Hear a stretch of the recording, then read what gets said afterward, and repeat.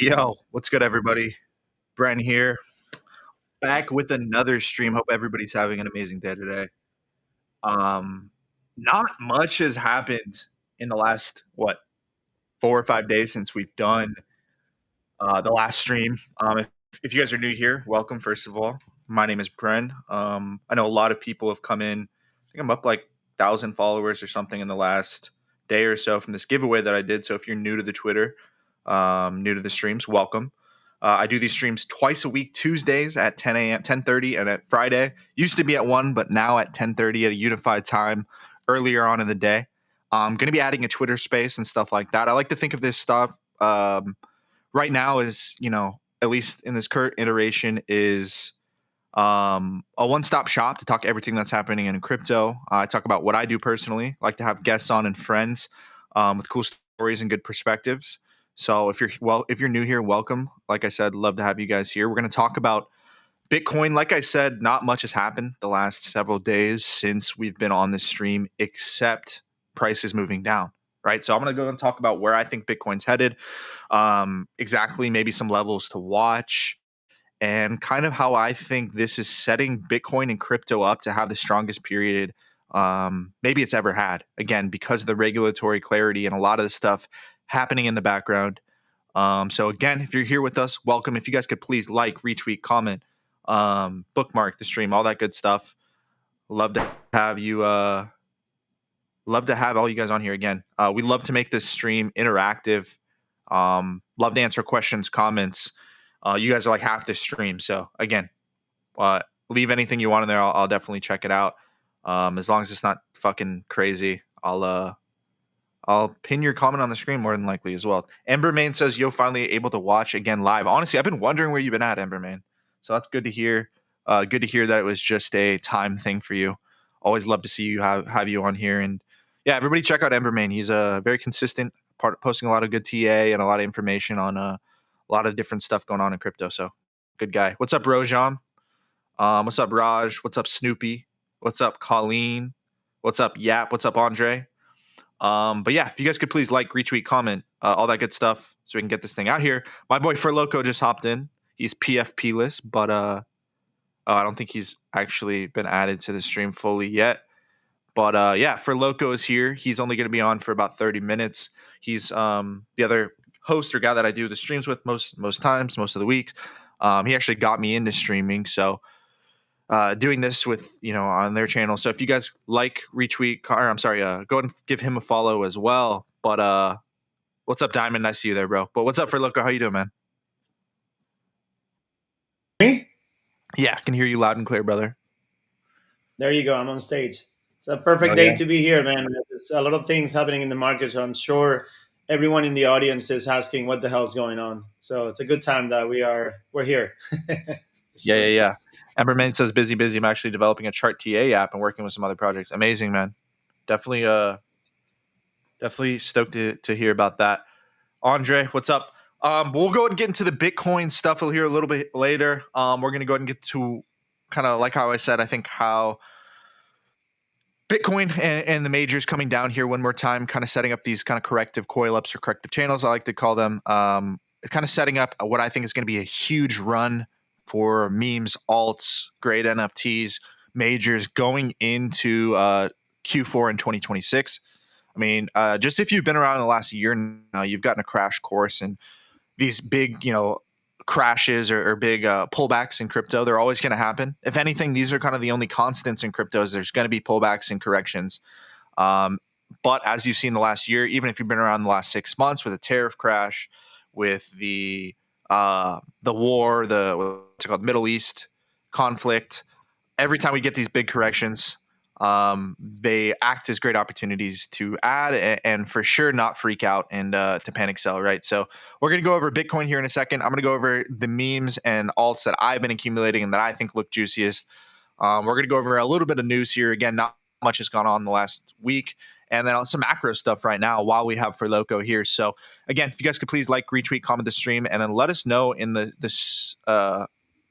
chat or the comments on the stream what you guys want to hear about, what you've been trading, what you've been up to the last week, how are you feeling? Are you freaking out? You feeling nervous or are you chilling? Definitely want to know. But for Loco, macro wise, anything the last week that's happened, I think a lot of talk around upcoming rate cuts, and I think the expectations have shifted a bit since the last few weeks on rate cuts. Is there anything you got top of mind you want to put there? Yeah, no, of course. Look, there's a few things happening, and I think we discussed on Friday some of them. But first of all, on Friday they have the Jackson Hole meeting with the FOMC, where the Fed will be discussing probably interest rate cuts. And we've seen a sell off yesterday. I think Friday was kind of like flat, but yesterday and today, obviously, days people are taking whether taking profits or de-risking before the meeting. Um, Normally this meeting it should be eventless, but with all the things that not really like super exciting, but with all the things that are happening out there, and earnings coming up, earnings seasons right now. This week we have a lot of companies reporting earnings.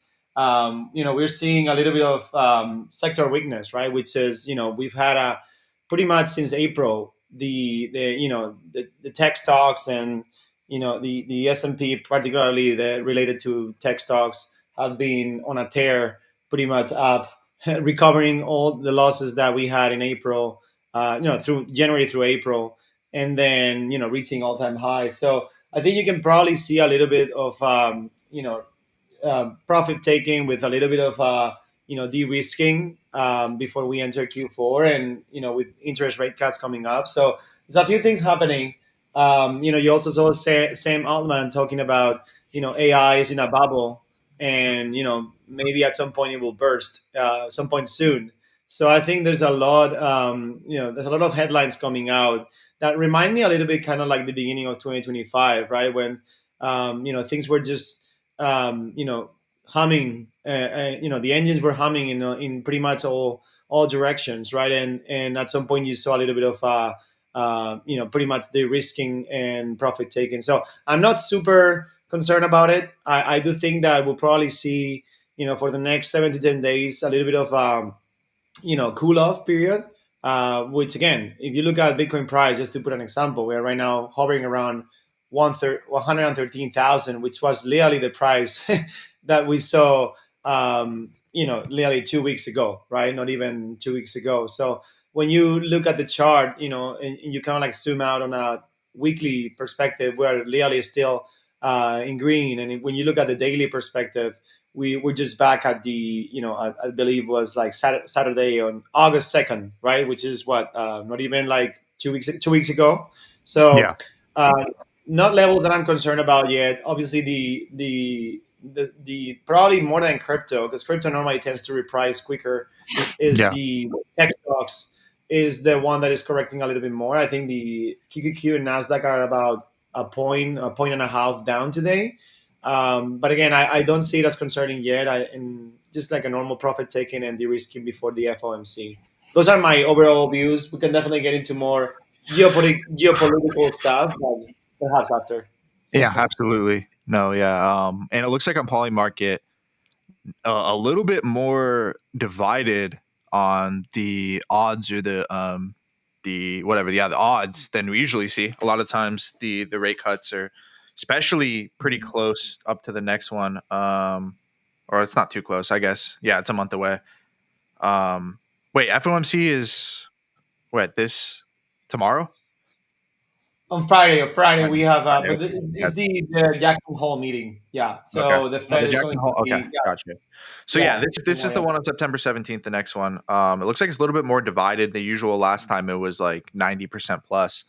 But it'll be interesting to see what happens here. I think it tends to be like, I think just like we've seen the last several years, that crypto is setting up, and tech stocks, like you were saying, are setting up to have a run regardless of kind of what's happening here with the Fed.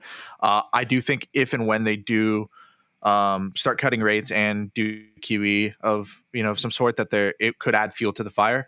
But of course, these events do create short-term volatility, and as we've seen, these interest rate decisions are less about the actual decision and usually more about the expectation and what happens based off that expectation. Like, for example, if they didn't decrease rates, there's a 71% chance that they decrease rates. For example, if this were to be the same odds when the actual day comes around for the decision. Oh, yeah, my bad. You're good. If the decision was, at these odds near the actual date, and we were to get no change, for example, that would usually probably cause a directional move or some type of volatility. But oftentimes when the decision is the same as the expectations, we don't see much volatility at all. So we'll definitely to keep an eye on this. I tend to think, again, crypto is going to have a huge run in 2025, 2026 regardless, but this could add fuel to the fire. Now you were saying, somebody said in the chat, do you think there's going to be a rate cut? Again, I'm not an expert, but trusting, again, people watching interviews, people who are smarter and more macroeconomic people that I trust, and just looking at odds on Polymarket, it does seem like if not in September, that here, before the end of the year, that will be rate cuts. I mean, Furloco, what do you think? Yeah, look, there has to be a rate cut. I don't know the odds of multiple rate cuts, but it definitely has to be a rate cut. And again, we'll see what the Fed says on Friday about the PPI and the CPI numbers. One of them was running hotter than the other, but to be honest, there were a bunch of kind of like payroll numbers and adjustments there in those percentages that really, again, all these are like headlines that normally wouldn't matter, but when the stock market is at all-time highs, and you're seeing these insane valuations for stocks like Palantir, which by the way today is down like, I think today and yesterday in the last few days it's been down like 16%. So our friend Ben, who's been on the pod here with us or in the call, might join us later this week or perhaps next week. He's a macro expert, but he's doing very well because he actually was sorting Palantir close to $200. And look, some of these at some point investors have to take profits. So we're seeing a lot of like hedge funds having short positions, and I think it's just more than normal as long as we don't see this continuation over, and into the rate cuts, which to be honest is like less than a month away, Brent. So not concerned at all. You just have to understand that these things happen, and it's good actually that we have this kind of like corrective period before Q4 because Q4 tends to be the most aggressive for crypto as well. So historically, healthy one. Yeah, historically that's usually how it tends to go. And I think just overall you kind of hit it on the head that hold on, I think I unshared my screen. Oh no, we're good.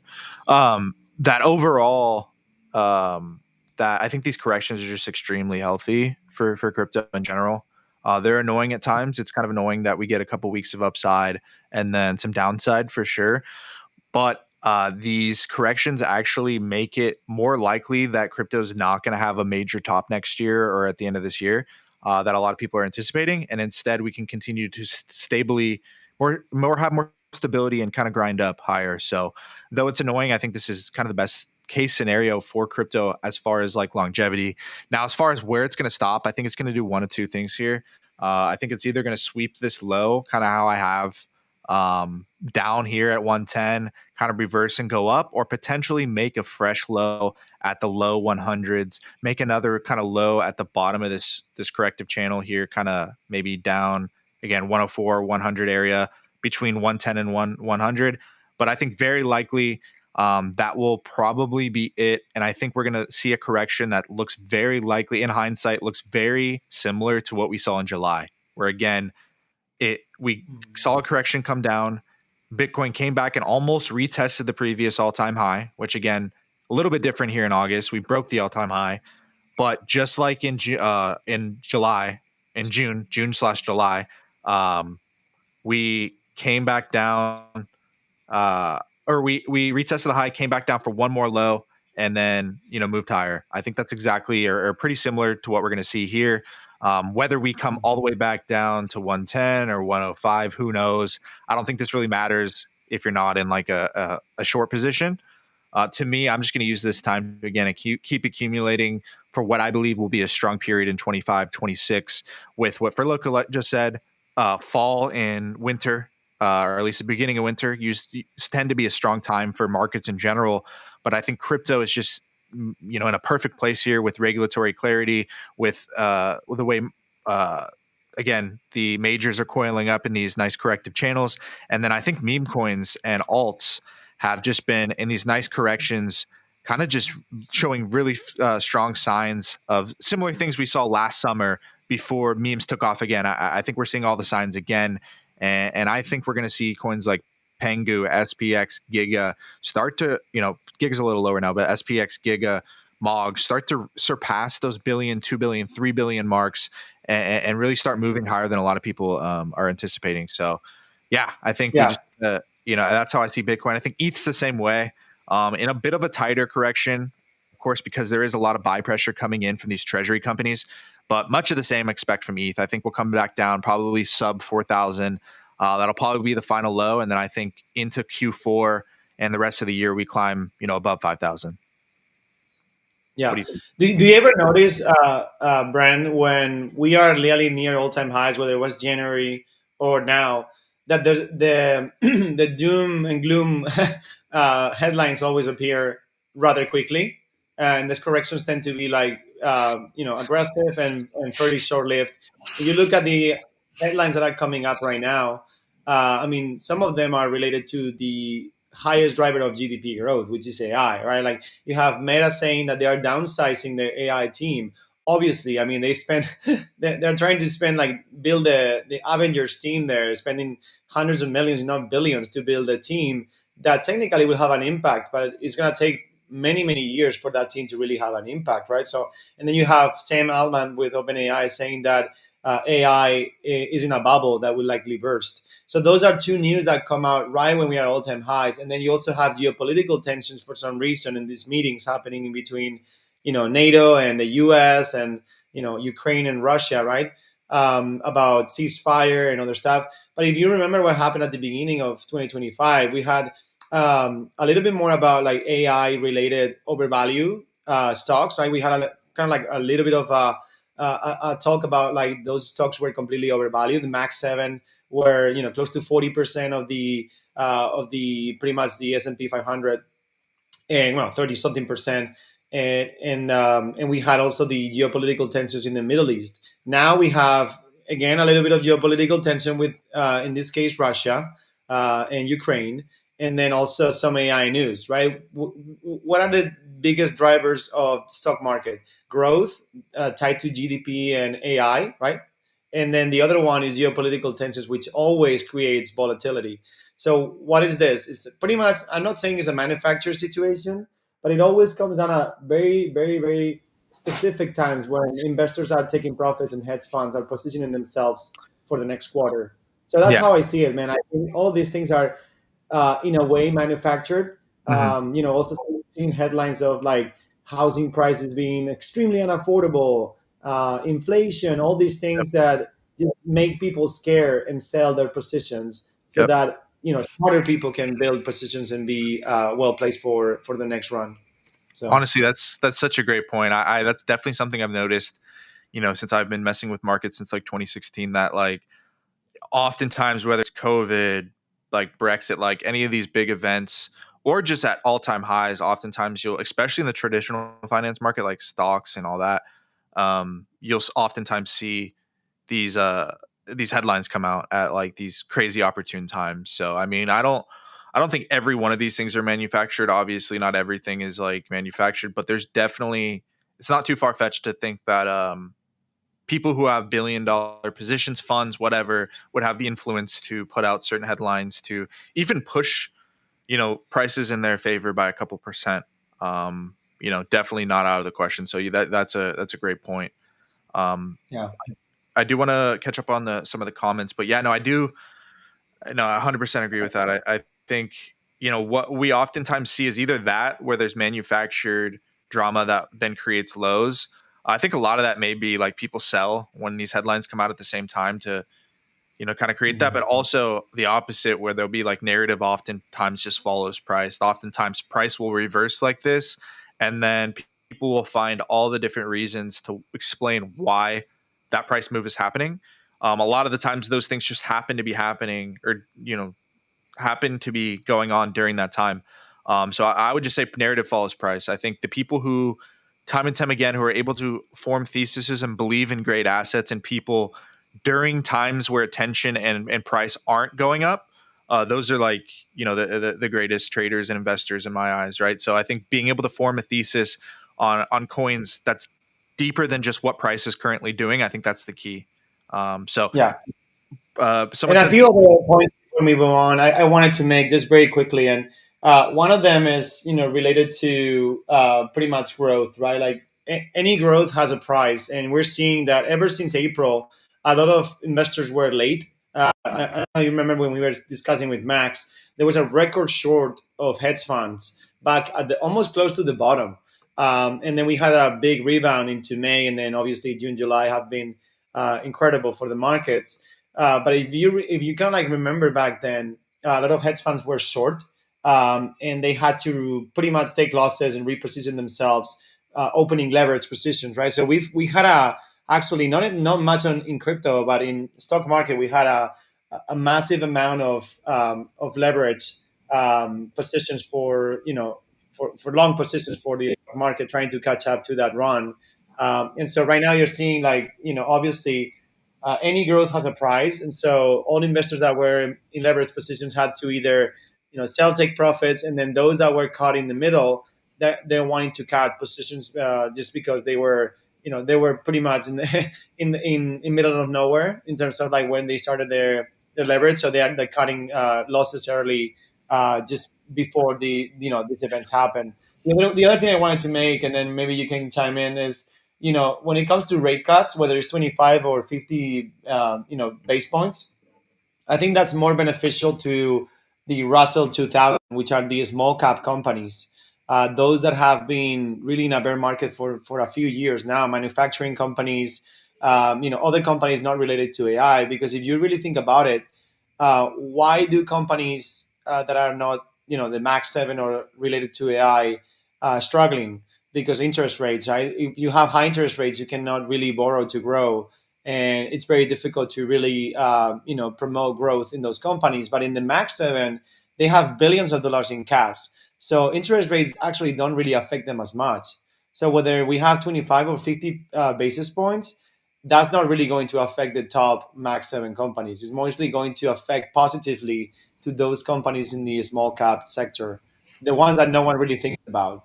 The Max 7 of the world don't really care about interest rate cuts, to be honest. They don't really need debt to grow. They have a shit ton of cash, and pretty much all the investments are tiered up to the number one GDP growth, which is where the government is pretty much the most open to help them growth, which is AI. So, anyways, just wanted to make those 2 points related to what's coming up in the next month or so that everyone is aware, of how rate cuts will affect the stock market in crypto. that's So, a great point, man, and that's some great insight. I think I have my mic on, right? Okay, perfect. That's some great insight. I think Russell 2000 chart wise as well looks amazing. It failed to break this low here. It already bounced on this low for it's this is a 2021 high, coming up very yeah. impulsively on this all time high. If and when if we do get this strong period that I see for the stock market in general, with rate cuts being a huge catalyst for lower cap companies to thrive.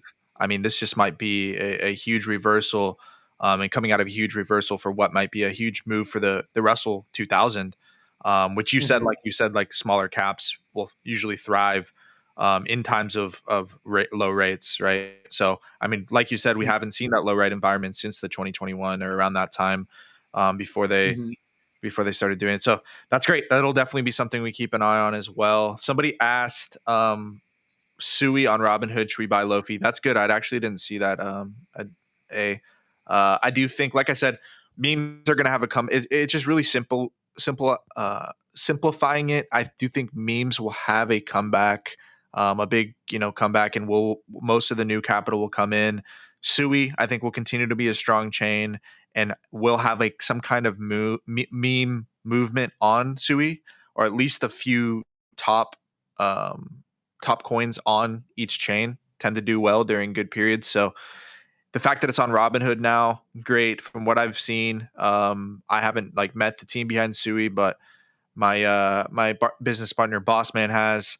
If what I understand, they have a doxed founder who is doing good things with it. So I definitely could see a future where I'm sorry, not Sui, Lofi, could see a future where Lofi actually does well in good market conditions. So definitely never a bad thing when a coin gets listed on Robinhood. What's your insight for Bitcoin for next week, Bren? Andre, so next week or like the next week or 2 weeks or next few days is like always impossible to know. I will say that the it does look very impulsive, and I wouldn't be surprised if we do get some downside, continued downside into the end of the week, or for a while, as long as we don't instantly reverse at this low. But yeah, I don't usually like to think in terms of weeks or like a couple days or like a next week or two. But I would say the next 3 to 6 months, probably the next few months, really. I do see crypto, Bitcoin prices, and a lot of these meme prices a lot higher than they are now. You're really a legend. Shout out to you, Colleen. What will happen after bull market? I think it's always great to take profits on the way up. You know who I am. But who knows? We'll see what happens. Is there going to be a typical 4-year cycle high kind of sometime in early 2026? I think Kaleo put out a tweet that I retweeted the other day or yesterday here. He said, I don't think the bull market ends in 27 until 27, 28. Higher for longer. Does that mean zero to volatility on the way up? Absolutely not. Look at the example I shared recently of ETH pulling back 33% after January 21, reaching its previous all-time high. The 4-year cycle is over. To me, I don't like to speak in like complete absolutes, right? I like to speak in conviction and stuff like that, but I like to think of things in probabilities, right? I do think that what Kaleo is saying does have a higher likelihood of happening, especially since you look at the sentiment right now on crypto Twitter, is that even people who came in to trading meme coins in the last 6 months or a year or 2 years, like the consensus right now is that we're going to see some type of 4-year cycle top by the end of the year and or beginning of next year, and everything's just going to crash just like every last year, right? Just like every other cycle. Just that alone, I think it makes it less likely to happen. And then you look at the clear differences from this cycle to last cycle in both the price and the way price is moving, which I went over briefly a second ago, and just the regulatory clarity for the first time. Founders just three to 6 months ago were discouraged to build anything in crypto because the SEC was going after people, and then two, there was just no regulatory framework. A lot of stuff was gray area. So the first time we have an administration that has an intention to make America the crypto capital of the world, and has said they want to stay out of the way of the industry for the most part, but just lay out clear guidelines so that the industry can thrive. So when you combined the kind of more stable price action with these big corrections, and then like I just said, that I think it's most likely. Who asked that question? I think it's most likely that we see what Kaleo says here, that we see a bull market that is very euphoric into 25, 26, into 26, into 27 likely, and then probably could see a euphoric top when things do get crazy, but not way later than people are expecting, I think. So I think we're going to have a good. I've been noticing too, I don't know if you have, Brent, that the bull market has been extended for years. I mean, like when we look back at 2023, right, which was technically kind of like the end of the bear market when it comes to crypto, and then we had an amazing 24, and so far a pretty good 25, across the board. That 2026 was going to be the end, and now you're seeing a lot of people coming up saying, no, 27, 28 will be the end of the bull market. What this reminds me of is what happened really back in the '08 crisis, where people thought that the cycles will follow the liquidity cycles and the kind of like the liquidity cycles and also the refi cycles, right? When you refinance the debt of the government, which normally happens every 4 years. Hopefully, September we'll see. Otherwise, we're gonna go from 36 trillion to 40 trillion in debt. But anyways, that the bull market cycles keep getting extended. I don't know if you've noticed that trend over the last few years. But to be honest, I do agree with Calio that when you kind of look at the overall macro and the economy itself is doing very well, and aside from interest rates being very high, we're poised for more growth across tech, crypto. DeFi in many other sectors. That's how that's how the economy is looking like from my perspective. So yeah. Absolutely, brother. And dude, you've given some great insight today on stuff that I didn't even know about and didn't think to talk about with the Russell and everything today. So thank you so much for that. I do think yeah, I think it definitely has been extended, and I do think there's just a good shot here that either, like I said, pretty much usually when we get these big bear market crashes, um, it's we see some type of big euphoric run up for multiple months before that happens, and we just don't see that yet. I do think if and when we do get a bunch of normies coming in, we get prices up 10 20x, we see meme coins at 10 15 20 billion. Yes, then I think there's a shot we do get like some type of big blow off top in a big bear market, but I don't think we're anywhere close to that. So definitely in agreement I there. do think we're at a local top. Can I tell you why I think we're in a local top? I don't know if you saw the news, but this is 100% local top, man. So Tamath, you know Tamath, right? Like the investor from All In podcast. Yeah, yeah, yeah. You've probably seen the news, but he's actually launching a new SPAC.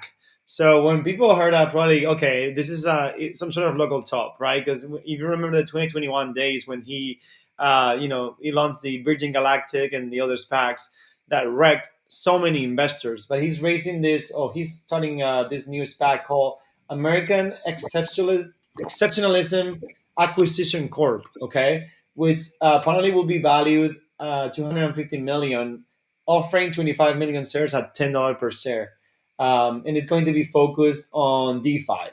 So when you hear things like this, is when the market and probably a lot of investors are like, okay, this grifter is back in town. Yeah, So it's probably because things are very hot. So for I sure. do like that we're having this correction right when this news come out, because I think it's the market. We're not gonna go through the same situation again, and we've learned from our lessons, right? Like we can't let these people keep extracting in the ways that they do with pretty much no value. So Now I like. I'm not huge in the SPAC world. I definitely remember in 21 when Chamath launched a bunch of them that kind of went up for a Yeah. while or whatever, and then he kind of cashed out or whatever. But are there some SPACs that like actually continue to do well and it is like a long term play, or is it kind of just like accepted that it's kind of just pump and dumpy where it's kind of extractive? And because I mean, when you Yeah. hear SPAC, it's like kind of synonymous with like pump and dump and extracting and all that. But is there some SPACs that actually are like turn into longer term successful companies? Or Yeah, some have, but the problem is those normally are not really in the headlines, right? Because they're not really as exciting or as they don't attract as much investment, right? So yeah, you might see some stocks, right, that might be valuable, but you probably won't hear on the news. Like the ones that you normally hear on the news are the ones that right out of the blue they create this, pretty much intangible or really overvalued way to see a company just because they're launched by well-known bankers or well-known investors, and they create these expectations that the company will grow. Like when Chamath launched like Virgin Galactic with all these ideas of taking people to the moon or whatever, all these things that they had back then, was obviously not really realistic on the timeline they had. So those valuations were stupid. The same happened with Open Door and Clover. He's launched a bunch of them that you know were pretty much steered to benefit investors on the SPAC short term, and not really deliver much or really care about the long term perspective of the company. It was just really mainly targeted to take advantage of the conditions of the market to raise capital very quickly at tremendous, almost like stupid valuations to be able to monetize quickly. So as you said, he made a big portion up front, sold most of his positions, and then moved on to the next. So really, when we think about pump and dump in crypto, this has been happening in TradFi for many years. It's just they do it under vehicles that are allowed in this, under the SEC and under the current legislation that we have. But they're not much worse than what we see in crypto, to be honest, man.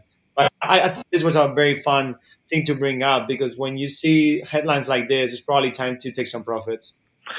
yeah, for sure. My first thought when you were talking about this is I think Chamath with these SPACs, like the SPACs, for sure are a thing that comes along with froth and stuff. But I think Chamath is kind of what like the Michael Michael Jordan of these SPACs. So maybe he's early, right? Maybe I think this is like a sign that things might start bubbling up here where it might get too euphoric.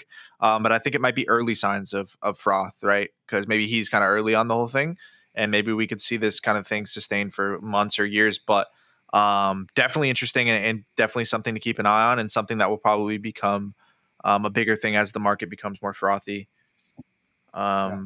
But yeah, would the The rate other cuts thing have I wanted to talk to before we move on into comments of is course. what do you think of the current valuations of treasury companies for Ethereum and Bitcoin? Do you think they'll be able to hold that premium for long, or at some point either they will become, you know, uh, pretty much on par with the value of Ethereum, or perhaps even under that, and that will be an opportunity to buy? What are your Yeah, thoughts on that? Like the do you mean the longevity of that? premium to like the NAV or the whatever the Yeah, the premium to the NAV, correct. yeah, and when you say a more value than Ethereum, you mean the NAV or like the in market cap type of The thing? NAV, right? Like if Yeah, you the company has, let's say, a million worth in Bitcoin, it yeah, should be worth pretty much that, right? And yeah, then anything above that is a premium based on execution and whatever, right? Like MicroStrategy yeah. and all these other ones.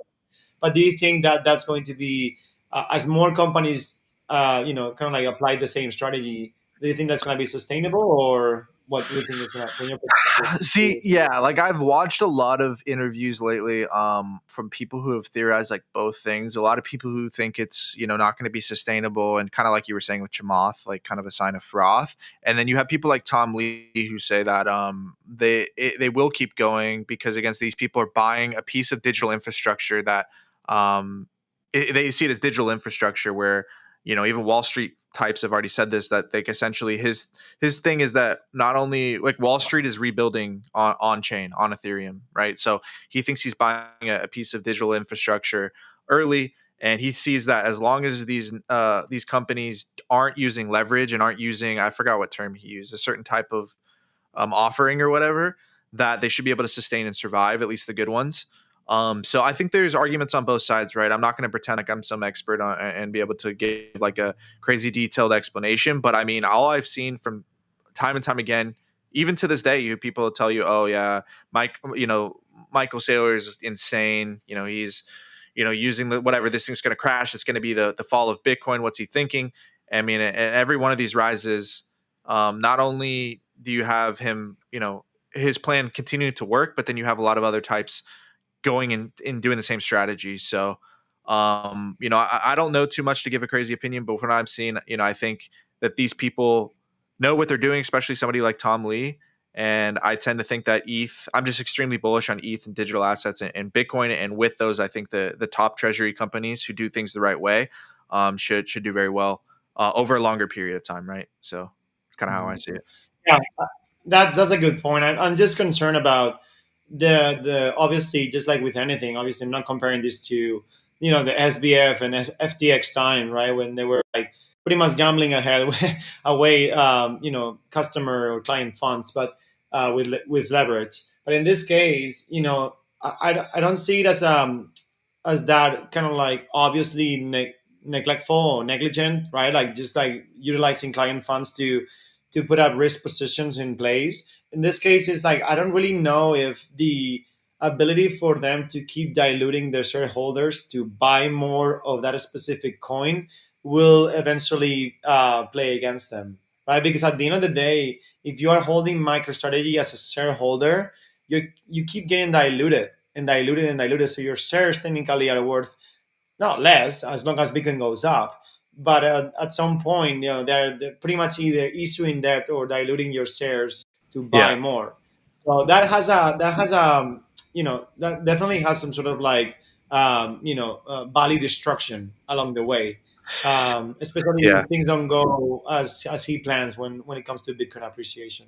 So Yeah, no, for sure. I think it's just a bet on Bitcoin. If Bitcoin goes way higher in the next 5 or 10 years, I think all these things that logically make sense and you would think would, these models about NAV and all that stuff, I think it's just blown out the window if Bitcoin continues to go up like crazy, right? But it is interesting. Like you said, if Bitcoin somehow goes into some dark age for 5 or 10 years, of course, that wouldn't be good for the strategy companies. But even Tom Lee, he says that he hopes that ETH stays under 10K or 8K for years, 2 or 3 years, so that they can accumulate a bunch. Um, so I don't know. I tend to think that if I just simplify it and put it in simple terms, I'm bullish as hell on the great digital assets, Bitcoin, ETH, Sol, and I think those treasury companies, if done the right way and run by good people, should do well. So we'll see what happens. Yeah. I do want to get to the comments and really want to before For Loco has to leave.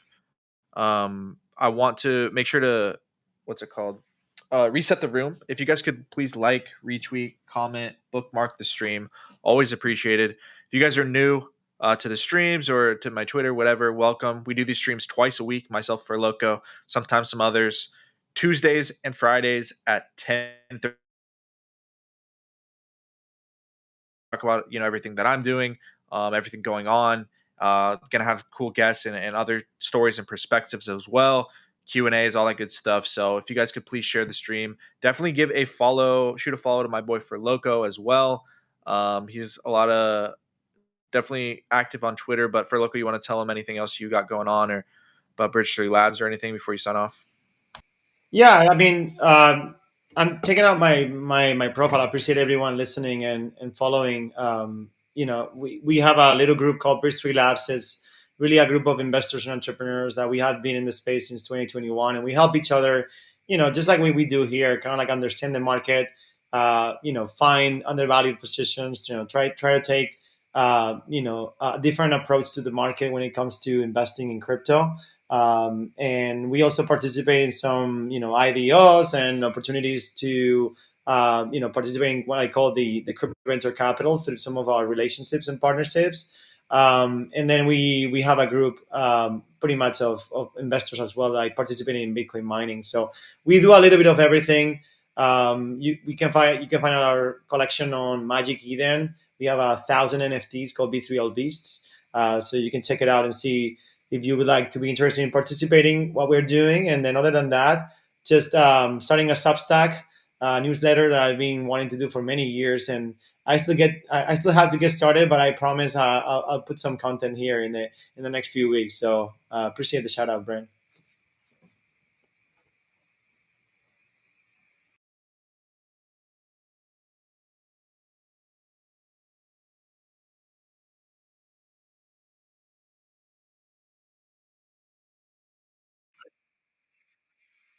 Oh, I think we lost him.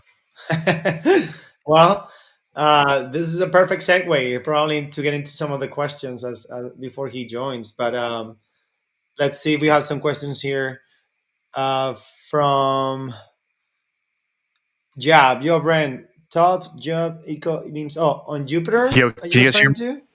to Can you hear me? Jupiter eco memes? I don't know what you're referring to by that. Can you hear me? Yes, you're back. We were Okay, trying to perfect. My find. bad, guys. I don't know where you left off at, but yeah, definitely. I heard you actually say the last thing I heard you say is thanks for the shout out. But yeah, man, definitely get everybody check out Bridge 3 Labs and For Loco's page. What were you guys saying when I was signing off though? My bad. No, I was just reading some of the comments. Yap 180508 says, Brand top Jupiter ecosystem memes. To be honest, I haven't really played on that. So do you have any thoughts on Jupiter memes? Jupiter ecosystem memes. I don't know. I don't know about Jupiter ecosystem. We'll go over memes here in a second. And I want to hear what you guys are all looking at. But let me scroll back a little bit to the comments that I missed. I want to make sure to get to those. A says, should I long Sol or should I long my bungee jumping rope during my jump? Oh man, come on. Yeah, dude, we're just getting started. You don't have to. That's crazy. No, but I don't know. As far as leverage goes, I would just be very careful with any leverage right now. I think leverage in general, especially when prices are dipping like that, isn't even necessary. But if you're not, especially if you're not like super experienced with it during these times, I would just wait for a clear reversal before even thinking about using leverage, because it's just super easy to get just wiped out, especially if price keeps moving down here. Even if, and especially now being this low, if you're shorting, you could easily get caught in like a bounce or a reversal. So I think right now it's just buying spot and holding sitting on your hands. I think I should just focus on gold this Friday. Interesting. Would the rate cuts have significant effect on predicted bull run in Q4? I think crypto is going to move up regardless, but if we were to get that, it could act as like rocket fuel. I think this weekend doesn't look good for Bitcoin because of FOMC after Monday. Rest of August will be goaded. Yeah, I do think end of year will be good. This correction should be a problem with because ETH was literally 1,600 a few months ago. You said it shouldn't be a problem. Yeah, exactly, Andre. Is 2026 your target for the next major top? I think trying to predict tops or when they're going to happen is kind of impossible, right? It's all about taking profits on the way up and then reacting or playing it when you do get those corrections as far as loading and doing there. It's impossible to know when a top, especially time wise, when a top is going to happen. It's anybody's guess. What's up, Beluga? How you doing, man? Greetings, Brent. Some of the market updates and some of the best market updates in the industry right here. Shout out to Beluga. Great account. I love what they're doing there. Great guy behind the account too. I just love everything they're doing. So, do you think this cycle is different due to the next regulations you mentioned? Yeah, I think exactly. I don't know if you heard what I said earlier, Crypto Lover, but I think that's one of the reasons, other than the price being more stable, moving up more stably. I do think with more stability, I do think the regulations have a huge play in why this is likely to be like a more extended, um, more stable move up for crypto over the next couple of years. Do you think USDUC some top holder got drained? Oh, I didn't see that. Let's look at USDUC real quick. Go ahead and tell me in the chat what you guys are looking at, what you're trading, so we can go ahead and look at it in a bit. USDUC did have some consolidation before moving down. Has been moving down pretty impulsively, but I think if we had a few bounces, especially, this is very likely corrective and has a lot to do with how market conditions are doing. And I think it will very likely be a smaller. Oh, I'm sorry, I'm not even sharing the chart. Am I even? Did it drop? My bad. Fuck. Yeah. Okay. I think that this USDUC correction is going to very likely look like a mini version of what we saw here in July, where it came down. Probably doesn't come down that low. I think it probably bounces back up during as ETH and Sol move back higher over the next few months. So yeah, USDUC is a good one. It's a newer coin, but has survived many of these corrections before. Has a really good core community base with some people that I know working on it behind the scenes that I know are very solid with a narrative / meme, whatever. USDUC, which is a play, kind of a meme / troll / whatever parody play on stable coins, with like a unique kind of movement and I don't know. It's cool. I think it has a good shot at moving back to all time highs and getting to 100 million plus when conditions are better. So I think this is a good kind of lower cap coin to keep an eye on for sure, at least for me. But need some opinion on USDUC. What's up, Miss D? How you doing? I'm really skeptical here, says Colleen. That's fair. Do you use the same strategy for ESUS altcoins or only Bitcoin? So yeah, we're gonna go over my profit taking strategy here at the end towards here. If you guys want to have that back to look at. Before I cut off, if you want to go ahead and check out, if you're not already in there, the Boss Man Calls Telegram channel. That's where I have a lot of my kind of longer form, in-depth write-ups. You'll see a lot of stuff I post on Twitter. But for example, Pengu, SPX, those are ones that I posted at near the bottom as they were going down, in-depth trade ideas on why I thought they were going to move higher. We do a lot of stuff like that with meme coins as well. Me and my partner, Boss Man, I've been working together with the channel for about a year and a half now. Went from about 300 members when I joined up with him to about like you see here, almost 41,000 members. A lot of fun in there. Do giveaways, streams sometimes, like tips and tricks, stuff like that. So definitely check it out, and then check out my partner Boss Man as well. Now, Brent, I gotta jump, bro. Let's do this. If there's no other questions for me, we'll do this on Friday again. I'll see you guys there during the during the Jackson Hole meeting, which should be an interesting one to broadcast for sure. So perfect, awesome, brother, awesome for Loco. You have a great rest of your day, right, brother. Likewise. Right, cheers, guys. Slate, can I assume you mean my profit taking strategy, which I'll go over here in a second. I think as far as Bitcoin and ETH goes, I'm more of an investor when it comes to ETH and Bitcoin, in the sense that I plan on holding my Bitcoin and ETH, not only holding my Bitcoin and ETH positions for the long term and have no plans on selling that, but my whole strategy is kind of based on accumulating more Bitcoin and ETH value and some stables as well, but Bitcoin and ETH value over time, because I think those are the coins that are going to go up over time and have a shot at, or at least the best shot at surviving 10, 20 years from now, and going up way higher. So, yeah, as far as do I use the same profit taking strategy? No. As far as altcoins and memes, I take profit on the way up back into ETH, Bitcoin, sometimes Sol, and then stables. And then, yeah, so that's a great question. No, I treat the two differently. Everybody has different goals, though. I mean, if you selling Bitcoin and ETH on the way up is never a bad idea, especially in the stables. Now, if Bitcoin were to go up to like 400K, would I take a bit off the board? Possibly. But I think for me, just accumulating more of those longer term is really my goal. I'm looking at the Jumbotron at the bottom. Man, those reds. Yeah, which indicators are you watching the closest right now? Uh, Really just like the corrective channel that Bitcoin and ETH are in, and then really just not overcomplicating it. To me, I think all the signs are there as far as price wise. Everything for Bitcoin, ETH, or for crypto just has a massive run in 25, 26. So if you can share Tau or distinct charts. Yeah, no, I'll share the chart in a second. Tau. Um, Perfect.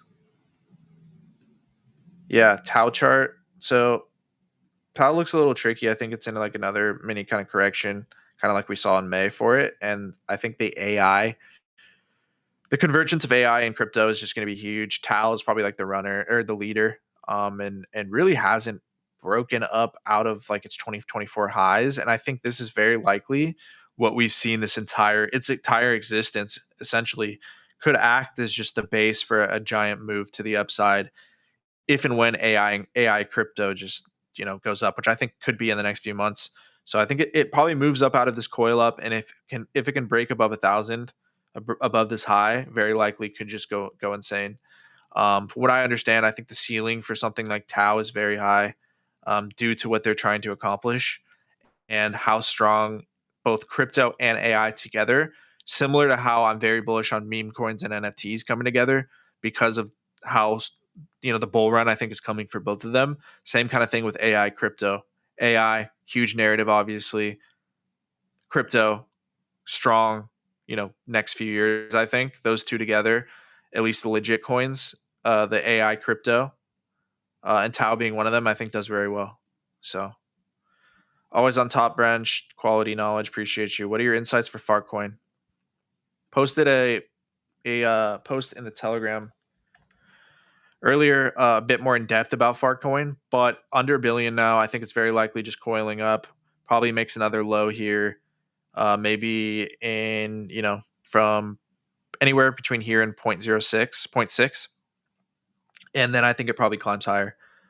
I think Farcoin's obviously a great coin. It's just I think it's I'm just gonna continue to buy here while attention's low. So whatever I am seeing Bitcoin going down, should I donate my eyes to NGOs?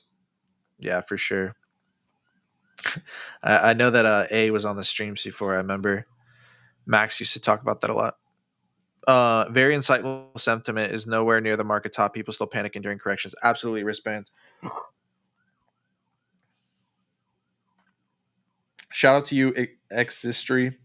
I'm going to go over some more stuff here in a second. NFTs, my profit taking strategy, but I'm going to catch up on some comments on the chat. But yeah, if you're just hopping in, hope you're having a good day. We're just talking about Tau. Somebody asked a question about Tau. We just talked about Bitcoin today, some macro stuff, how we think rate cuts might affect the markets, and how I think this move down on Bitcoin, wherever it may stop, whether it be at 110, 100, wherever it may go, is going to act as a kind of a springboard for what I think is going to be a strong end of the year, and especially 2026. This bull market feels like we saw by kids doing war, and I don't think Sol will cross more than 250. Yeah, no, I think Sol. I personally think SOL moves way higher, but that's exactly that Trump said in the summit he made in January. I think no bear, yeah. How do you confirm a reversal versus a pullback? I'm actually making a series on this, but for me, I'll just tell you right now, a reversal, which is essentially a big impulse to the downside, like the big bear market reversals. Those are kind of reversals, whereas a correction is kind of a pullback. There's a lot of signs a lot of characteristics that make up a correction usually. One of them is that big reversals usually have a lot of consolidation. They hold a certain high and a low for a certain amount of time before reversing. For example, the last bear market high that we got, or the bear market reversal that we got in 2021, was made up of 7 months of consolidation. As you can see here, $63,000 high, came back and didn't break, consolidated between that level until November. 8 months of consolidation, move down. Whereas these temporary Bitcoin consolidate corrections usually have, if at all, maybe a few weeks or like a week of consolidation before coming down. So that's what I would say is the biggest difference for me, and what you can look at today on any of these charts is consolidation of, meaning holding a certain high for multiple days, weeks, months especially, is usually a sign that a chart or an asset very likely could reverse soon, versus if a chart an asset just comes down out of nowhere and starts chopping, that's usually a sign of the opposite, which is a correction. Okay. So again, corrections usually come down out of nowhere or after a little bit of consolidation, whereas big reversals, which you want to worry about getting caught in, usually happen after weeks or months of consolidation. Again, that's not always. Sometimes there's V-shaped reversals, but those are not common at all. Well, I think we'll see a double bull run this cycle. Yeah, that's what I think too. Would you say S better or Bitminer is better? I think both are great, right? I like Tom Lee a lot, but I think Joseph Lubin, right? That's his name. Has also been, he's a founder of Ethereum too. So he understands Ethereum maybe more than anyone. But then I think Tom Lee also has that TradFi background, and he just has access to a bunch of capital and a bunch of stuff, what I understand. So I think both are great. Market is moving into a new era. What's the new current sentiment around Bitcoin? How do you see it evolving in the short term? I don't know about the short term, but could keep moving down. But I think in the next couple of weeks to next couple of months, it's going to be a lot higher. I've been following you and Bossman from last year. I really love your analysis. Shout out to you, Crypto Lapkiva. Really appreciate that. I love those arts of the NFTs. Yeah, for sure. For Locos, looking forward to your Substack. Thank you, Rojan. Rojan, we need to get on a call the next few days. I really appreciate everything. What's the most common mistake traders make when spotting Bitcoin reversals? I don't know about spotting Bitcoin reversals. I would say panic selling on corrections and not having a long enough time horizon.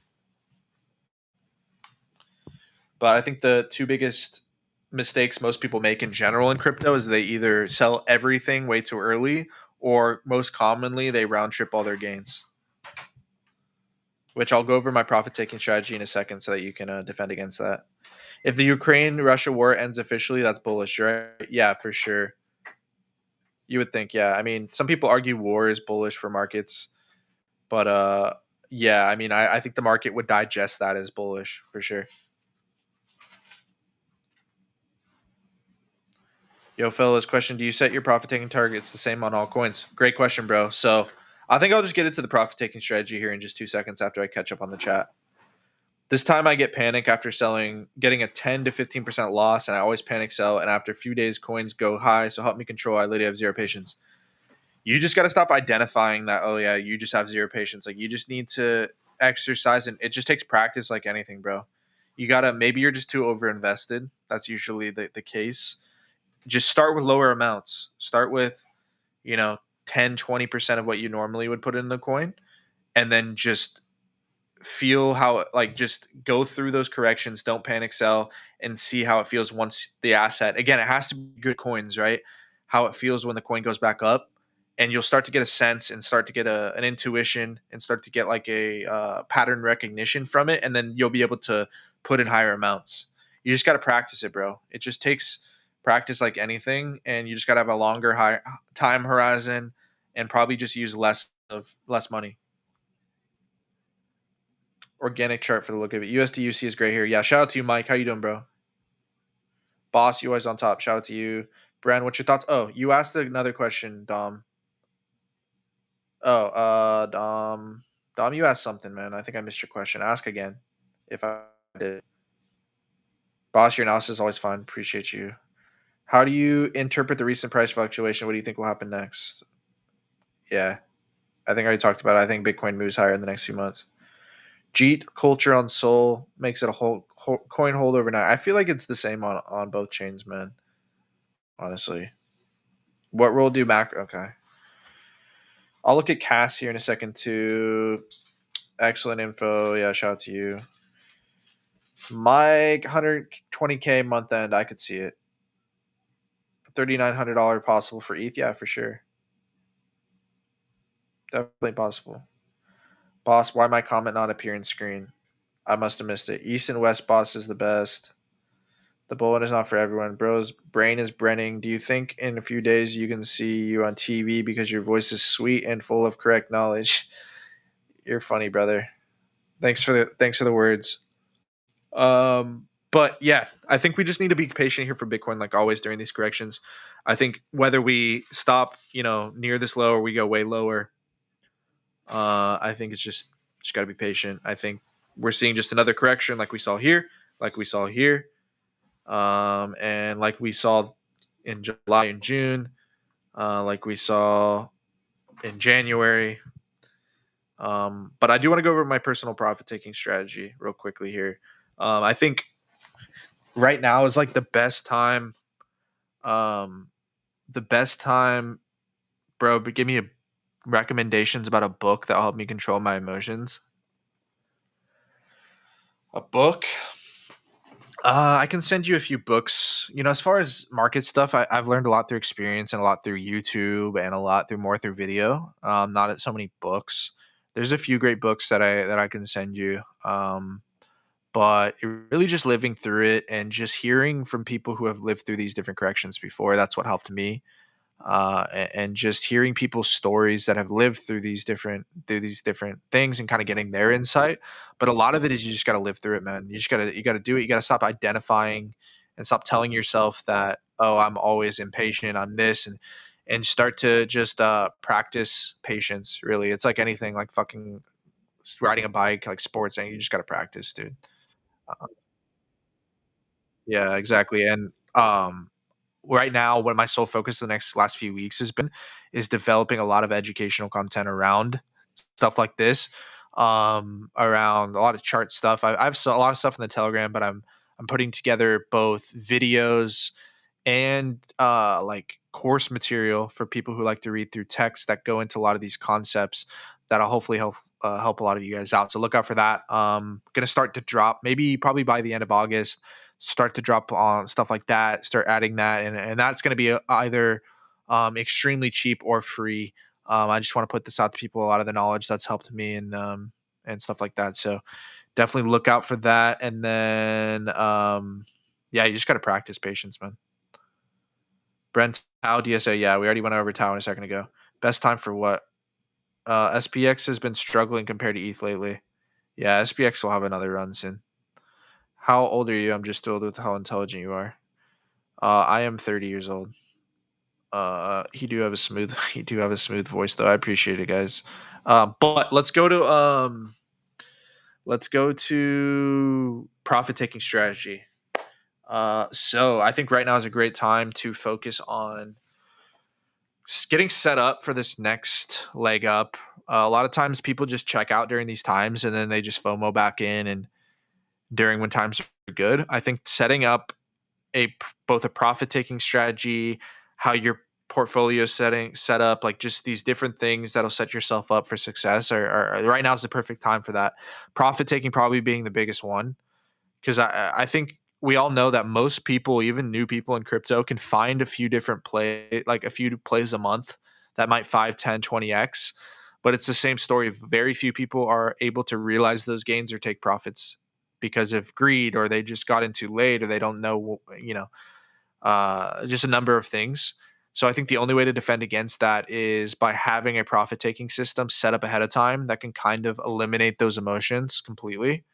And I'm going into like I'm making right now, or I'm gonna start to make, I already have a video of 10, 15 minutes on this. I'm gonna make like a longer, in-depth, more structured video on this content that I told you I'm making. But right now we'll go over the basics of that so that you right now can get it set up ahead of time going into what will be, I think, a bullish period in the next few months. And that is really something that I call ABTPP, like always be taking partial profits. I named it that a couple years ago, and I did it. I think really the concept behind it is, again, most people have one of two issues that they deal with, or both issues in crypto or in trading in general. Is either they sell everything way too early, like they get a 2 or 3x and they sell their entire position, and then at 100x's or 50x's, and then they're like, shit, well, I wish I was still in this. Or two, more commonly, is they round trip everything. Whereas they, like I said, most people can find some good plays, but they don't know how to take profits. They're up 5, 10, 20x. They don't sell anything, and then they round trip back to zero, or even potentially lose money. This profit taking strategy that I'm going to go over right now will help you defend against both of those things.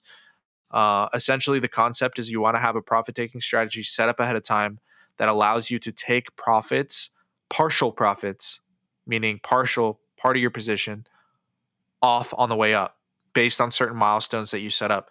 And it's going to depend on the kind of coins that you're trading. Of course, if you're a lower cap trader who's trading on Pump Fund, and maybe you have shorter term targets, you're going to have different milestones, and this may not actually work as well for you. I think this works best for me, for somebody who's more of a position swing trader, who's targeting bigger gains, 2 or 3, 5, 10, 20x gains, where I'm able to take partial profits on the way up. This works best for that strategy, but I think can be tailored to whatever coins you trade. For me, example, I'll tell you kind of my profit taking strategy exactly is that, for example, if I get into a coin during a correction like SPX, for example, whenever the coin goes up 3 to 5x, 3x if it stalls out at 3x, I'll do it there. 5x if it just goes straight to 5x, I'll take off 25% of my original position there. When it goes up to 10x, I'll take off another 25%, so that by the time the coin is at 10x, I'm already 50% out. What this does for us is a few things. It allows us to get risk-free, meaning we're no longer risking anything. We've already taken enough profits out that we're no longer risking anything. We took out more than we put in, or as just as much as we put in, which what that does for us is gives us peace of mind so that we're not so invested in it. It allows us to make smarter decisions. It allows us to take partial profits, lock in some gains, or get risk-free while still holding some exposure in case that coin does go up. It makes it so it's a win-win situation. And then obviously if the coin's up 10x, you're already out 50%, which means you're already up 5x. No matter if the coin goes to zero or goes up 10x from there, you're already up 5x from what you put in. And then from there, you're able to hold the coin and you're able to get more liquid, build more of that ETH Bitcoin SOL value, while at the same time holding some exposure in that other coin in case it does continue to go up and is the next Doge or SPX or whatever else. So again, I'm going to go over, I already have a video in the Telegram channel. If you guys want to check that out, if you type in ABTPP in the channel, Telegram channel, you'll see it there. But I am building a more in-depth video and a kind of a course, kind of like a text version of that as well, like a cool diagram that'll go over exactly all of that as well. So yeah, I would just right now, I know I just went on a rant, but if you're I would set up your profit taking strategy ahead of time now. Most people are just gonna fucking go off a whim and just hopefully take profits. at the perfect time, but I think usually that doesn't end well. And the people who are prepared and have a system where they take partials on the way up, doesn't matter where you think we're at in the cycle, but if you have the system where you take partial profits at the certain place, I think you're gonna statistically just set yourself up to have success more than the most people who don't make money in crypto. So yeah, I hope that helps. Um, Detailed video coming soon on YouTube. Yeah, I'm gonna drop it everywhere. Yeah, I have a YouTube channel. I don't have really any in-depth videos on there yet, besides some live streams, wristbands. But you can check it out at Brent Trades on YouTube. Yeah, if you guys want to check out, I'm up pretty much on every platform now. Just started expanding onto the Instagram, which I should have shared the tweet on Instagram today, but on Instagram, TikTok now, and YouTube at Brent Trades. The only different one is the only different at is my Twitter has 2 S's. Everything else has 1 S, like normal. I'm sharing this on Twitter really quick. Oh no, not again. Hold on. Cancel. 1 second, guys.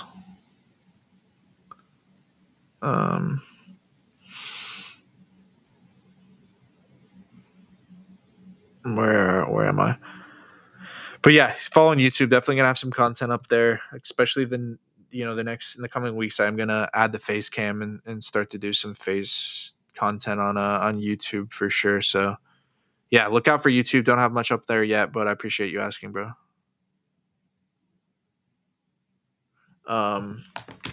Yeah, I know you have, Andre. Shout out to you, man. Slay and King, Chad. But yeah, NFTs too. A lot of NFTs have been taking a hit in ETH. Moonbirds has just been on an absolute tear, pulling back a bit now, I believe, the last few days, but on an absolute just tear. Went all the way down to all the way down to 0.2 ETH at the very bottom here on Moonbirds, and then ran it all the way up to 3.2 ETH now, which is like a 15-20x in a matter of a couple months. Just amazing story here. Obviously, Moonbirds to me, apart from everything they had going on with Kevin Rose and everything back in the day, have always been one of the most aesthetic and like cool looking, NFTs or PFPs. And I think what's Spencer is doing with just adding just small, not even small, just like significant but not huge value, on-chain value every few weeks.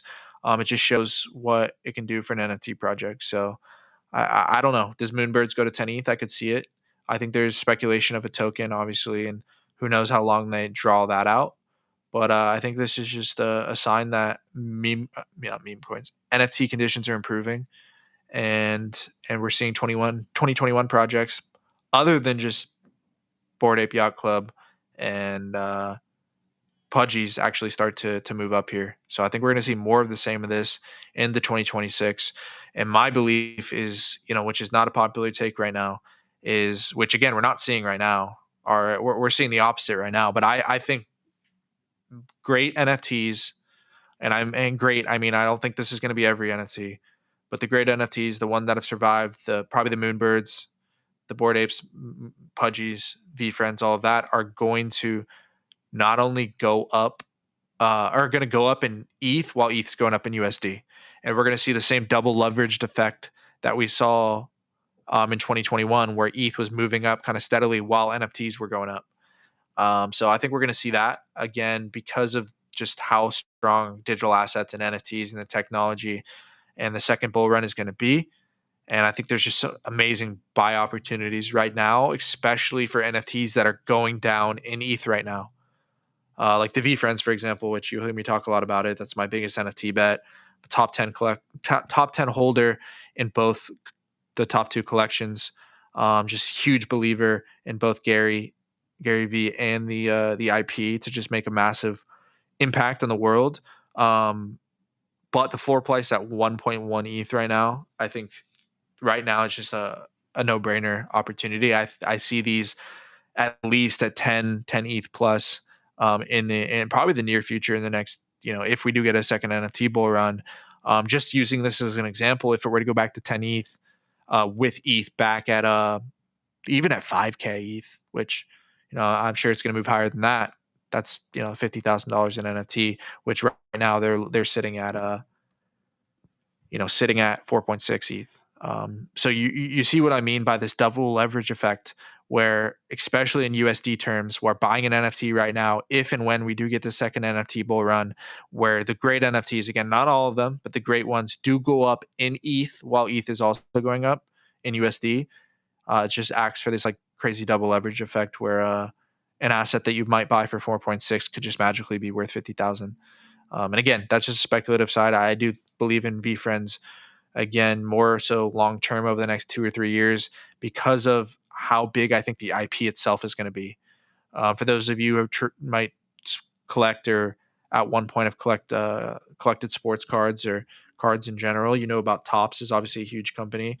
VeeFriends is one of the few, along with Disney and Marvel and a few others, actually got a release on Topps Chrome this year, which is just huge for the card collecting community, and thousands of people got introduced to the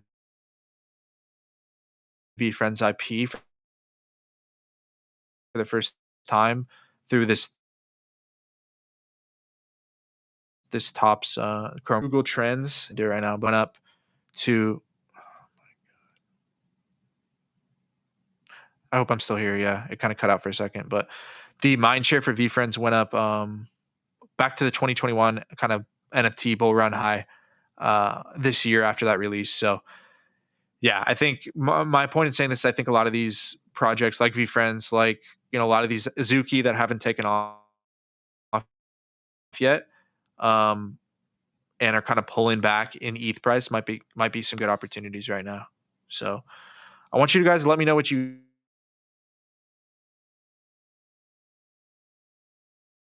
strong wave for NFTs. Do you think it'll be narrow? Do you think we're going to get a lot of new launches and new mints kind of pop off? For me, I think my biggest bets again are the VeeFriends, Sproto Gremlins, and then Wonky Stonks, because of the three categories that I think are going to take off are going to be the great IP plays, the VeeFriends Pudgies, Bored Apes, with great operators, meme coin NFTs, like what the Sproto Gremlins are, and then great art, which my kind of art bet is a kind of at least more concentrated bet is a Wonky Stonk. So, I'll definitely take more NFT exposure when it makes sense, but I'm kind of just having a concentrated bets in stuff that I have extreme conviction in. So, and if you guys haven't seen already, I'm doing a giveaway, a Pengu giveaway that I started a few days ago.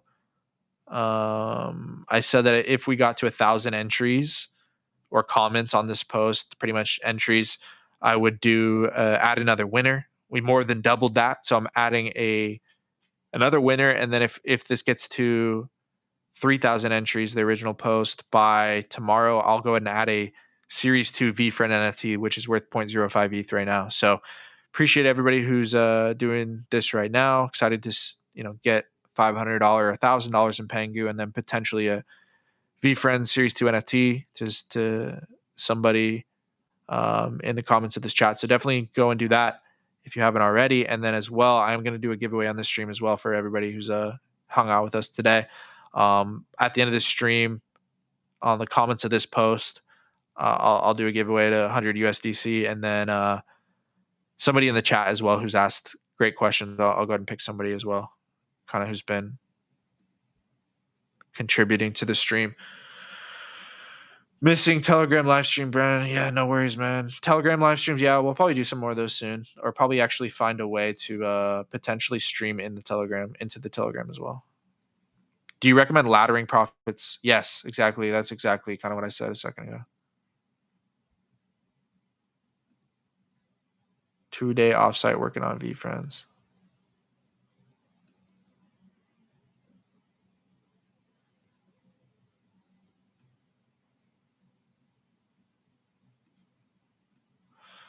Shout out to Jeremy Knows if you aren't following him. Check him out. That's a great take. But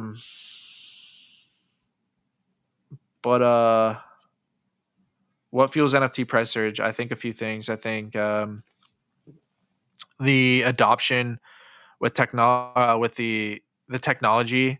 I think institutions are going to start to buy them, and then as well, if there's small things that could ignite it, but there doesn't always have to be a reason for these things to heat up. I think again, there's just going to be another speculative wave around it, especially because a lot of these companies like VeeFriends have been building in the background for years.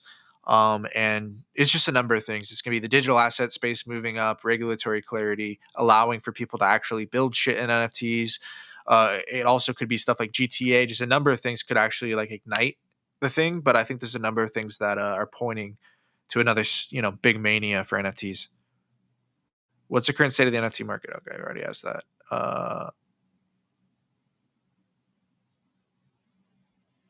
I still never get what kind of world we're living in. We're collecting weird pictures. Yeah, I think the world's just going to become more digital, right? So in a more digital world, digital stuff is going to become digital items, digital ownership is going to become more important. And in that world, especially where blockchain is the pretty much a better way to verify stuff than the real world, right? It's the only way for the first time we're able to really verify stuff and have provenance on chain. And in that world, I think digital art, like digital artifacts, digital art, digital stuff is just going to become more prevalent. In my whole life, I've only sold 3 NFTs. Even I don't know why I'm buying those. Yeah, does Bossman own any NFTs too? That's a good question. Yeah, I think he owns. I'm sure he does. He owns some that his PFP for sure, which is like the genuine undead or whatever. Can public coal or influencer fuel a particular NFT price? Yeah, for sure.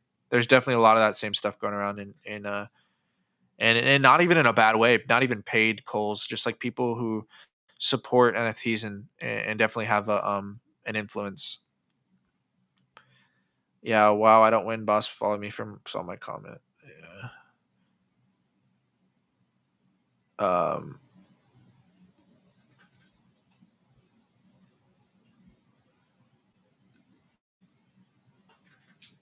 Are you still super bullish on OG memes? Yeah. So yeah, I'm still extremely bullish. It depends what you mean by OG memes. If you mean the Doge and the Shibs and stuff, yeah, I'm pretty. I think those will have a run. But I think the sweet spot in all of crypto right now is still in the movement coins like SPX already kind of taken off, but still SPX, Giga, especially Mog, especially Lock In, Bitcoin, Ticker Bitcoin, and even like Pengu stuff like that. I think is in a nice sweet spot to not only like coins that have been around a bit, but have the shot at really going 5, 10, 20x plus from here. If you could only hold one NFT project for 5 years, VeeFriends.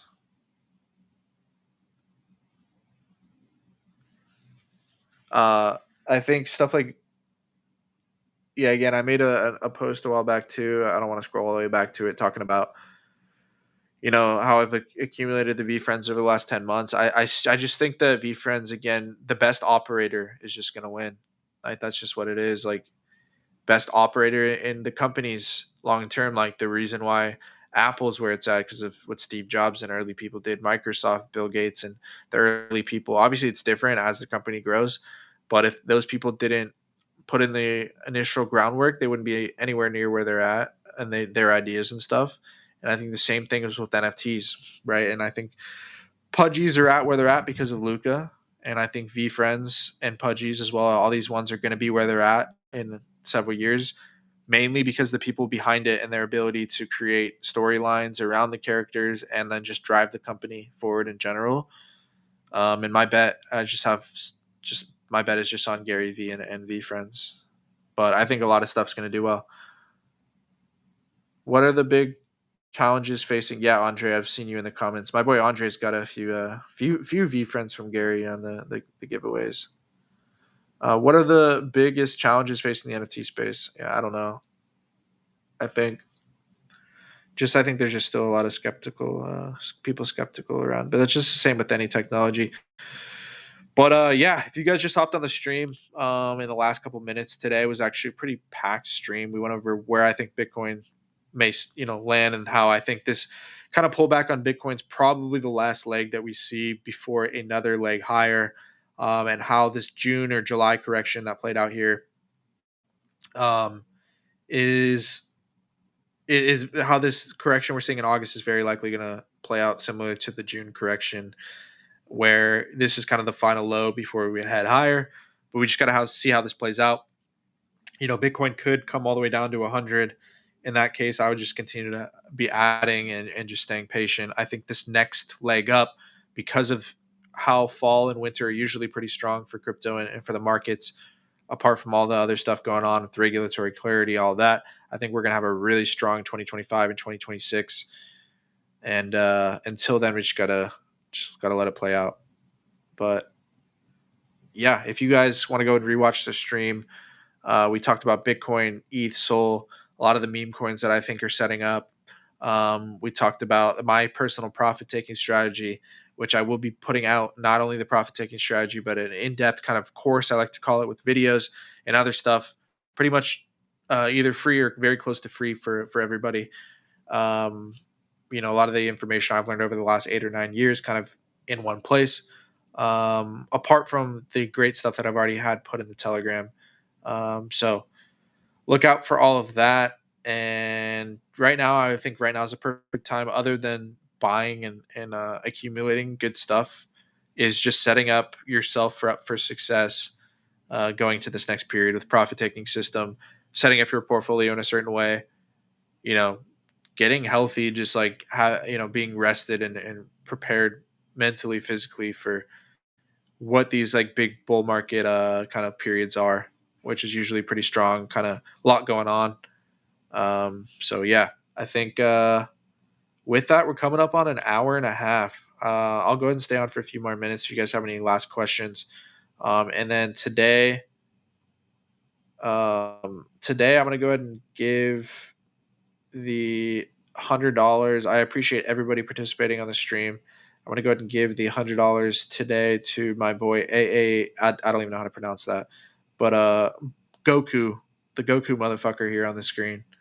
You're the winner today of the 100 USDC. I appreciate your you sticking around and asking great questions, and then I will go ahead and pick another winner here in at the end of the stream from the comments as well.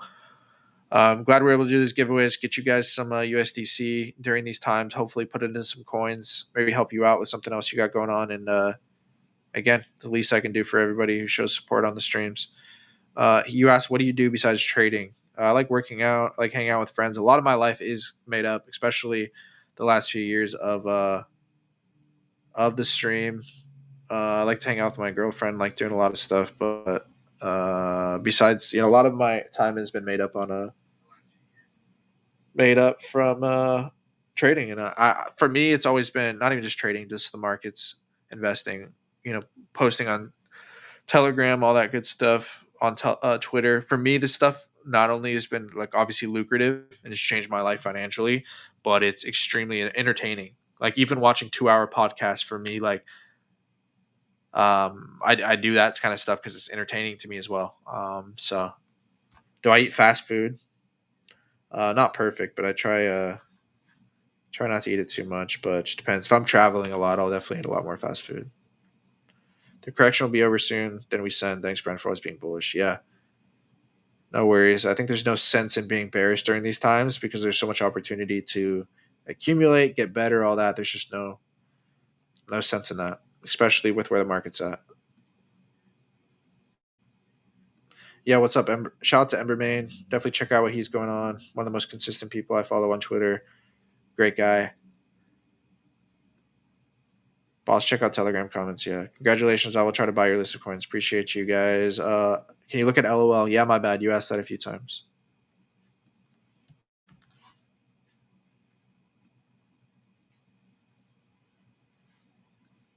I assume it's this LOL. So I don't know anything really about this coin at all. I will say that whenever it has these huge, like 98% crashes, and then, it's not usually a great sign. Most coins don't make it out of this. but I will say it has consolidated here for 7 months. And if that's a good sign chart wise. But again, you kind of just have to look at if you think the coin's still alive, they're still building. If you still have conviction in the coin other than the price, that actually doesn't look as bad on the log chart. But if you have conviction in the coin other than the price, then this is when you want to be buying. I can't tell you if it's a good. I can't tell you if it's a good time to buy or not because I don't know about the other factors other than the chart. But the chart doesn't look terrible, and right now, if you do have conviction in it, then this is the time you want to be buying. How do you evaluate the value of an entity and what factors contribute to its worth? Bro, knowledge giving me superpowers. Still, I would get rug, but always learning from you. Yeah, I appreciate you. Shout out, congrats on the win. Epic and Uranus. Yeah, I'll look at Uranus real quick.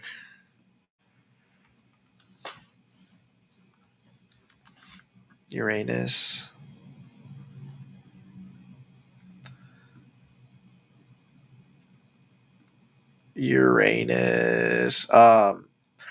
So Uranus is one that I've like generally obviously been paying attention to, but like haven't dove in like crazy to or bought any. Generally, I will say chart wise, this does look corrective. Um, I hear things on both sides of the aisle that it's a great coin, great long term thing, and other people say it's just not.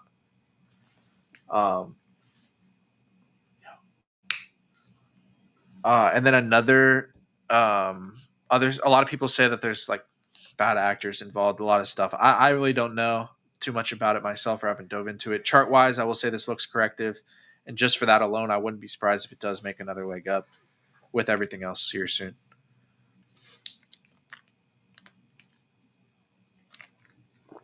Is Total 3 rising or falling? I think it's falling right now, but I think it's gonna go up. What podcast or channels do you recommend watching?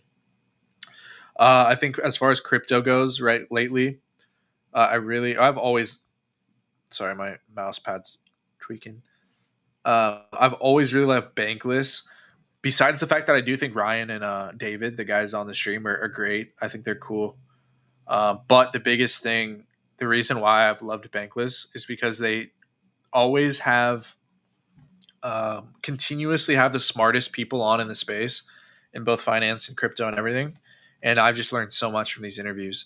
You'll see a lot of these YouTube videos on Bankless will have like 10, 20, 30,000 views sometimes only. And, it's just my point in saying that is there's very few people who actually go through the time. 4K views on this one right here. And this guy's a super smart guy. I forgot his name. If money and a what's it called? What's his name? Michael Green. Like 4,000 views on this video in the last day. That means only 4,000 people have taken the time to watch videos like this. And, clips, we're kind of in a clip culture right now, which is great. Like if you want to go ahead and clip this stream and put it out there, like that'd be awesome. But I think right now, if you want to learn the most and you want to really soak in as much information, a lot of the nuggets are in these longer hour, 2 hour podcasts. So Bankless is always great. There's just always this other guy who always has really good interviews. What's his name? He did a Luca Nets interview. What's this guy's name? When Shift Happens, this guy's podcast. He always has a lot of this super smart people on in the space as well. And then, even though it's on a little bit of a different side, and a lot of the guys that he has on, it's kind of on a different side of trading than I would necessarily look at. Is obviously Thread Guy right now is doing a lot of the same stuff, where he's having really love what he's doing, having a lot of different guests on and all these different people on every single day, which is cool to see. A lot of these people again are on the different side of things with on-chain stuff with newer launches, but I think he has people on from all different sides of the spectrum. So definitely, those three I would say are good stuff. And again, because I heavily focus on interviews and podcasts where I can learn from people who have expertise in stuff that I'm not experts in, or even experts in stuff that I do dabble in, like chart stuff and stuff like that. Always a good time to buy crypto. Yeah. Do you see Whiff doing as good as the other memes? I don't know as good as the other memes, but I do think Whiff will make a comeback. Yes. I think what we're going to see in 2026 is going to be more akin to a, that's not it, more akin to like bull markets of the past where a lot of stuff runs at once. Yeah. This is Whiff. Yeah. I got to look at it on here. Um, but yeah, Whiff, I think it has a good shot at running it back. It's not my first coin of choice. I like more like Pepe or SPX or Pangu in that range. But yeah, yeah, Pump. One of the last ones we'll go over. Pump coming back down again with everything else, but I think especially if it can hold this low here at 0.02, I think might make the final low here and then move back up. It's just one of the strongest pieces of Solana like infrastructure and stuff like that, and I think it is already they're already doing stuff for the ecosystem, meme coin wise, and shown that they're going to do buybacks and all that stuff, and in good conditions. I think that's going to matter. So yeah, I think Pump probably bottoming out here. Sui, I think Sui goes back up with Sol and ETH. Yeah, I like Pangu more than Whiff here too. Real quickly, I'll look at Sui one last time before I got to go. I got to go get some food here. I'm fucking hungry. But Sui is kind of coiling up here in this kind of bigger coil up, similar to XRP and the other majors, the other bigger majors. I think maybe we see something like this for Sui where it comes down a bit more, and then probably get that move up with everything else next year or to end the year. So maybe something like this.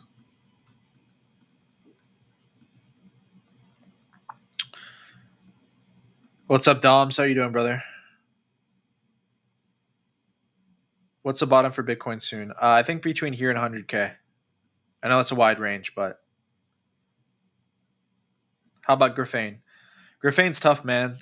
Some of these AI stuff, I think like this AI bubble right now, you're hearing a lot of people say, oh, yeah, it'll never be as crazy as the AI bubble last year, like meme coins. And I just refuse to believe that we're going to go into a period with all this regulatory clarity, all this stuff happening, and that meme coins have just seen the craziest period they're ever going to see. I just don't see it happening.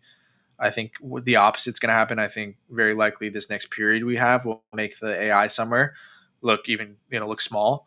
The AI summer was strong. Obviously, the end of, really, but only lasted a couple months, 2, 3, 4 months. I mean, we've seen periods of DeFi summer and stuff like that were even way bigger than that. And I think we're going to see bigger than that in the future too, but probably more of a sustainable run. And is something like Graphane going to come back? Really, it's anybody's guess, man. I will say it has seen some nice consolidation here. For however many months this has been, 8 months, which definitely has that on its side. But oftentimes what we see is these coins will have a slight comeback, but they might just go like here, or they have more of a grind up.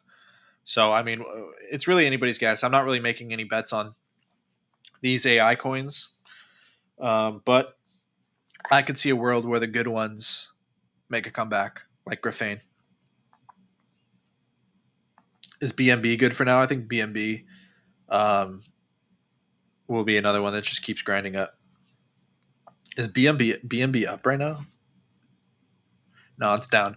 Why is it down? Why is it up? Because it's a coin attached to Binance, which is like the biggest exchange in the world. They do buybacks, or they do burns, and it's a lot of stuff that just lifts the coin up. Yeah, I don't know about Graphane. I think it could go either way. All right, guys. Been on here for about an hour now, or hour 40 now. Always love doing this with you guys. As the market heats up going into next year, there's more stuff going on. Probably start to do more like 2-hour, 2.5-hour streams, especially as we have more guests on and stuff. But for now, I'm going to call it here. Going to get some food. I think right now, other than just getting your profit taking strategy set up, getting your risk management set up, getting all these basic things set up, BCAing right now, just definitely just resting and touching grass and not being too obsessed with price action is usually the good move. So Pookie, I appreciate it. Dex Mooner, appreciate it. Yeah, appreciate you. Appreciate you. I'll go ahead and shoot you that 100 USDC by the end of the day. Ruli, shout out to you. Dom, shout out to you. Yams, Pookie, already saw you. Dex, Stand, Slain King, Cody, always Andre, Emberman, of course, wristbands, Ruli, everybody. Thank you so much for being on. I'll be back on Friday, same time, 10:30 a.m. PST. Let me know in the comments, in the DMs. What's up, Dom? Shout out to you too. The comments wherever, if you guys have any suggestions, anything you want to see on the streams. Again, make sure to turn on post notifications. Check out the Boss Man Calls Telegram channel. Follow for Loco, and look out for a lot of educational content, cool stuff coming out in both video form, text form, and potentially some other cool stuff for you guys as well, to kind of help put together the stuff that's helped me into kind of one cool package. So also comment on the stream, comments, tweets, if there's anything that you've been struggling with or really wanting to learn, so that we can make sure to get that in there as well for everybody. See you on the next stream. Yep, Stand. More content on your Instagram, please. Yeah, I got you, bro. I actually have like 10 or after this stream, we'll have about 15 clips and stuff ready to go for the Instagram and the TikTok. So yeah, definitely, if you guys appreciate you, if you could follow the TikTok, Instagram, and make a bigger push on there this year. And we'll see you guys on Friday. Hope you have a great rest of your day. Love you guys. Late.